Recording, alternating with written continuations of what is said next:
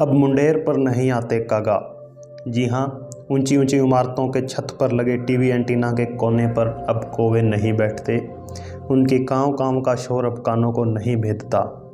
एक समय था जब कौवे सभी जगह आसानी से दिखाई दे जाते थे, किंतु आज उनकी तेज़ी से घटती संख्या के कारण अब इनकी गणना एक दुर्लभ पक्षी के रूप में की जा रही है। जी हाँ, आज का विषय यही है, कौवों की घटती संख्या। इसे प्रकृति की मार कहें या पर्यावरण में आया बदलाव, मगर आज कौवे की आधी से अधिक प्रजातियां विलुप्त हो चुकी हैं।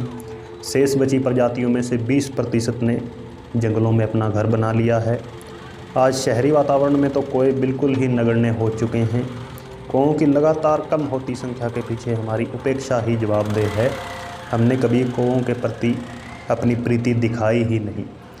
कौवा एक घरेलू पक्षी है, उसके बाद भी हम हमेशा उसकी उपेक्षा करते हैं। हकीकत यह है कि यह काली चमड़ी का कर्कश आवाज़ वाला कुरूप पक्षी चिड़िया से भी अधिक मिलनसार है। बार बार यह हमारे आंगन में या छत पर बैठकर काँव काँव की आवाज़ के साथ अपने होने का परिचय देता है। न केवल परिचय देता है, बल्कि हमारे द्वारा दुत्कारे जाने पर भी फिर से आता है, बार बार आता है और हमारी तरफ मित्रता का हाथ बढ़ाता है। इसे इसकी मिलनसारिता न कहेंगे तो क्या कहेंगे। कौवा कोविडी परिवार का पक्षी है। यह भारत, पाकिस्तान, श्रीलंका, बांग्लादेश, बर्मा आदि देशों के साथ विश्व के अनेक देशों में पाया जाता है।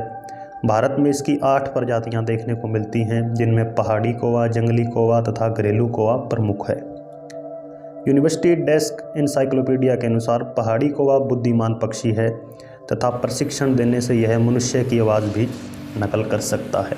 वहीं घरेलू कौवा आकार में कबूतर से कुछ बड़ा होता है। इसकी लंबाई 1.5 फुट तक होती है और हिमालय के पर्वतीय क्षेत्रों को छोड़कर संपूर्ण भारत में पाया जाता है। इसकी आवाज़ बड़ी कर्कश होती है तथा अक्सर यह काँव काँव करता है।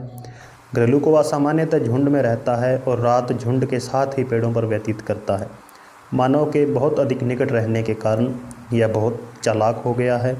यह सब कुछ खाता है। इसके भोजन में मरे हुए चूहे, सड़ा गला मांस, टिड्डी, दीमक, छोटे छोटे अंडे, चिड़िया, कूड़ा करकट, चौके की जूठन, अनाज आदि सम्मिलित हैं। कौवा बड़ा ही उपेक्षित पक्षी है। गहराई से उसका अध्ययन करने पर पता चलता है कि वह अत्यंत बुद्धिमान, धीर, गंभीर और संवेदनशील पक्षी है। रोटी का एक टुकड़ा मिलने पर भी कौवा अपने साथियों के साथ बांट कर खाता है।